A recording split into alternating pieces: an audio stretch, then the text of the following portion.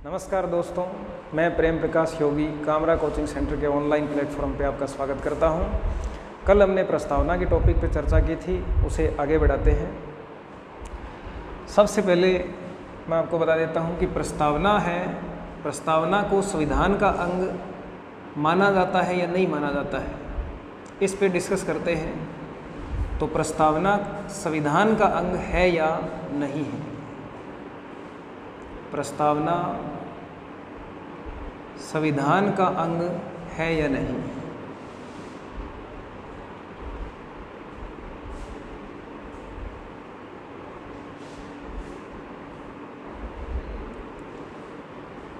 इस प्रश्न का उत्तर हम ना तो हाँ में दे सकते हैं और ना ही नहीं में दे सकते हैं, क्योंकि इस प्रश्न का उत्तर देने के लिए हमें कम से कम 3 केस का रेफरेंस देकर बताना होगा कि इस केस के अकॉर्डिंग ये उत्तर है, इस केस के अकॉर्डिंग ये उत्तर है।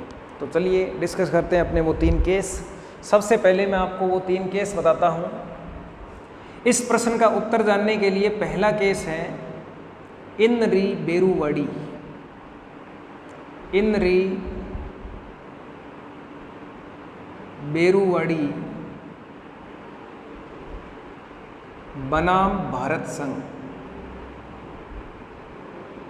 इन री बेरुवाड़ी बनाम भारत संघ। सबसे पहले प्रस्तावना संविधान का अंग है या नहीं, इस प्रश्न का उत्तर किस केस में मांगा गया था? इन री बेरुवाड़ी बनाम भारत संघ केस में। इसके बाद दूसरा जो केस है उस केस का नाम है गोलकनाथ। गोलकनाथ बनाम पंजाब स्टेट। गोलकनाथ बनाम पंजाब स्टेट वाद। और इसी संबंध में तीसरा जो केस है वो केस है केशवानंद भारती।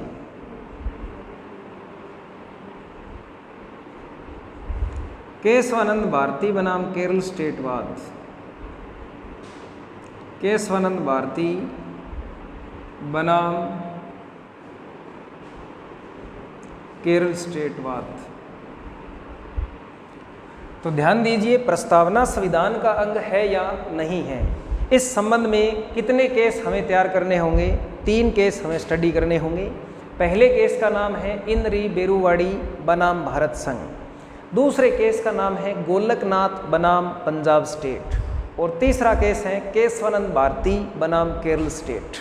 सबसे पहले ध्यान रखना है इन केस का सीक्वेंस क्या है, यानी इस बात के लिए कौन कौन से केस सबसे पहले आए थे, उसके बाद में कौन सा आया, फिर कौन सा आया, क्योंकि एग्जाम में सीक्वेंस भी पूछा जाता है। तो पहले नंबर पे बेरुवाड़ी वाला केस है, 2 नंबर पे आया है गोलकनाथ, और गोलकनाथ के बाद में आया था केशवानंद भारती बनाम केरल स्टेट वाद। तो ध्यान दीजिए ये केस कब कब आए। तो बेरुवाड़ी बनाम भारत संघ केस आया था 1960 के अंदर, सबसे पहले आया था 1960 में। इसके काफ़ी समय के बाद गोलकनाथ बनाम पंजाब स्टेट वाद आया था 1967 के अंदर। 1967 के अंदर गोलकनाथ बनाम पंजाब स्टेट आया था। और केशवानंद भारती बनाम केरल स्टेट वाद आया था 1973 के अंदर। 1973 के अंदर केशवानंद भारती बनाम केरल स्टेट का फैसला आया था। इन 3 केस के अंदर प्रस्तावना संविधान का अंग है या नहीं, इस प्रश्न का अलग अलग उत्तर दिया गया है। ठीक है, हमें इस बात का ध्यान रखना है कि बेरुवाड़ी बनाम भारत संघ केस में इस प्रश्न का उत्तर क्या दिया, गोलकनाथ बनाम पंजाब स्टेट वाद 1967 में इस प्रश्न का उत्तर क्या दिया, और केशवानंद भारती बनाम केरल स्टेट वाद 1973 में क्या दिया। जिस प्रकार से एग्जामिनर हमसे पूछेगा हमें उसी तरीके से आंसर देना है। इसका आंसर डायरेक्ट हम नहीं दे सकते कि प्रस्तावना संविधान का अंग है या नहीं है। तो देखिए, सबसे पहले 1960 में बेरुवाड़ी बनाम भारत संघ केस के अंदर इस प्रश्न का सुप्रीम कोर्ट ने क्या आंसर दिया? इसमें आंसर दिया गया कि प्रस्तावना संविधान का अंग नहीं है। प्रस्तावना भारत के संविधान का अंग नहीं है, लेकिन प्रस्तावना भारत के संविधान की क्या है? की है। की यानी क्या है? कुंजी है। प्रस्तावना संविधान की क्या है? कुंजी है। कुंजी इसलिए है क्योंकि संविधान में जहाँ भी भाषा अस्पष्ट होती है, संदिग्ध भाषा होती है, उस भाषा का सार रूप क्या है या उसकी व्याख्या करने का अधिकार सुप्रीम कोर्ट के पास होता है। और सुप्रीम कोर्ट जब भी अस्पष्ट भाषा का कोई व्याख्या करती है तो उस समय प्रस्तावना को संदर्भ रेफरेंस के रूप में देखकर फिर करती है। इसलिए ये प्रश्न बार बार पूछा गया सुप्रीम कोर्ट से कि प्रस्तावना संविधान का अंग है या नहीं, आप इसको देखकर व्याख्या क्यों करते हो। तो पहले केस में सुप्रीम कोर्ट ने यही बात कही कि अंग नहीं है, यह एक कुंजी है। गोलकनाथ बनाम पंजाब स्टेटवाद 1967 के अंदर इसी प्रश्न का उत्तर सुप्रीम कोर्ट ने चेंज करते हुए नया आंसर दिया और इसमें कहा कि प्रस्तावना संविधान की क्या बन चुकी है, मूल आत्मा है। प्रस्तावना को संविधान की मूल आत्मा कौन से केस के अंदर बताया गया है, तो इसका आंसर होगा गोलकनाथ बनाम पंजाब स्टेट। लेकिन अंग इसमें भी नहीं माना था। केशवानंद भारती बनाम केरल स्टेटवाद 1973 के अंदर सुप्रीम कोर्ट ने इस संबंध में 4 स्टेटमेंट दिए थे। सबसे पहले कहा गया कि भारत के संविधान की प्रस्तावना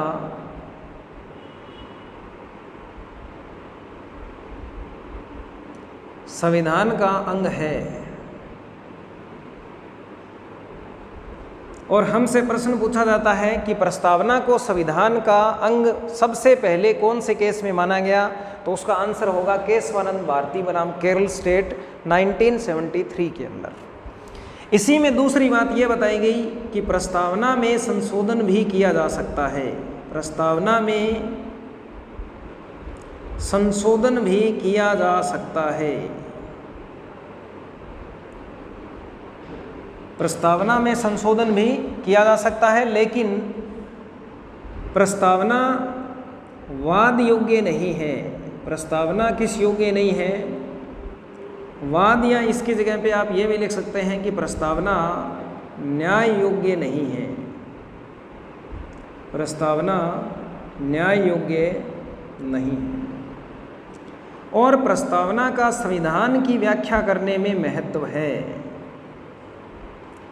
संविधान की व्याख्या करने में महत्व है। महत्व यानी इम्पोर्टेंस, यानी जब भी संविधान की व्याख्या करनी पड़ेगी तो सबसे इम्पोर्टेंट चीज़ किसको माना जाएगा, प्रस्तावना को माना जाएगा।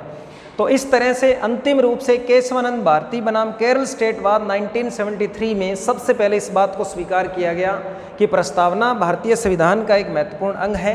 प्रस्तावना में संशोधन भी किया जा सकता है और प्रस्तावना न्याय योग्य नहीं है और संविधान की व्याख्या करने में प्रस्तावना का बहुत ही ज़्यादा महत्व है। इसलिए हम जब भी संविधान की व्याख्या करनी पड़ेगी हम इस प्रस्तावना को पढ़ेंगे। और इसके बाद एक नया सिद्धांत दिया गया था इसी केस के अंदर, केशवानंद भारती बनाम केरल स्टेटवाद के अंदर एक नया सिद्धांत दिया गया था जिसका नाम है theory of basic structure. Theory of basic structure, इसको हिंदी में क्या कहा जाता है, हिंदी में इसको कहा जाता है आधारभूत संरचना का सिद्धांत। हिंदी में इसे क्या कहा जाता है, आधारभूत संरचना का सिद्धांत। आधारभूत संरचना का सिद्धांत, और हिंदी में इसे मूल ढांचे के नाम से भी जाना जाता है, मूल ढांचे का सिद्धांत।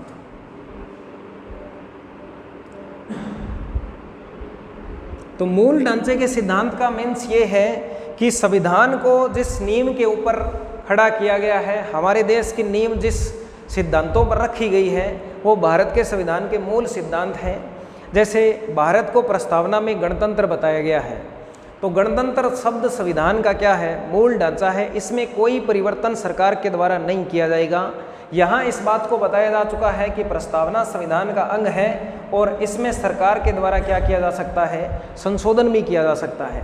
लेकिन संशोधन करते समय इस बात का ध्यान रखना है कि संविधान का मूल ढांचा है वो प्रभावित नहीं होना चाहिए। मूल ढांचे को हम मजबूत कर सकते हैं लेकिन कमज़ोर नहीं कर सकते।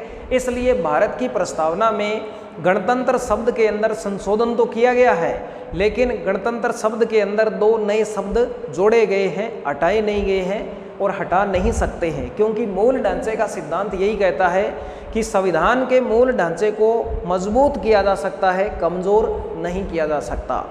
तो यहाँ पे देखिए, प्रस्तावना संविधान का अंग है या नहीं, इस संबंध में 3 केस हमने डिस्कस किए और लास्ट के अंदर एक आंसर दिया गया है कि प्रस्तावना में क्या हो सकता है, संशोधन भी हो सकता है। तो आइए जानते हैं कि प्रस्तावना में आज तक संशोधन हुआ है या नहीं हुआ है तो कितनी बार हुआ है और उसमें क्या क्या जोड़ा गया है। तो ध्यान दीजिए, प्रस्तावना में आज तक कितनी बार संशोधन हुआ है। तो प्रस्तावना में आज तक केवल 1 बार संशोधन किया गया है। प्रस्तावना में केवल कितनी बार संशोधन हुआ है, 1 बार संशोधन हुआ है।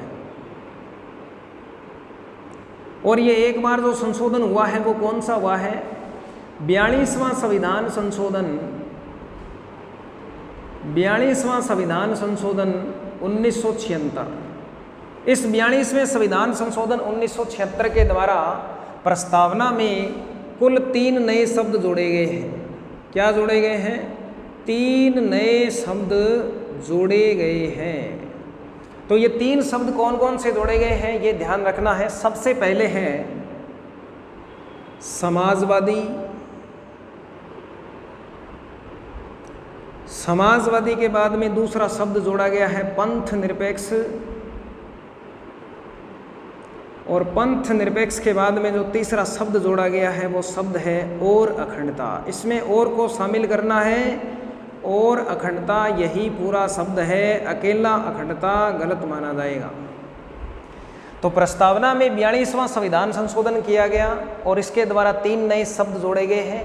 पहला शब्द है समाजवादी, दूसरा है पंथ निरपेक्ष और तीसरा शब्द है और अखंडता। और ध्यान रखना, समाजवादी और पंथ निरपेक्ष हैं, ये संविधान सभा के प्रस्तावना के प्रथम पैराग्राफ में जोड़े गए हैं, और अखंडता और अखंडता शब्द है ये इसके 6ठे पैराग्राफ के अंदर जोड़ा गया है। ठीक है, ठीक है, ये टॉपिक प्रस्तावना का अपने आज यहाँ समाप्त करते हैं और इसके बाद नई क्लास में नया टॉपिक स्टार्ट करेंगे। धन्यवाद।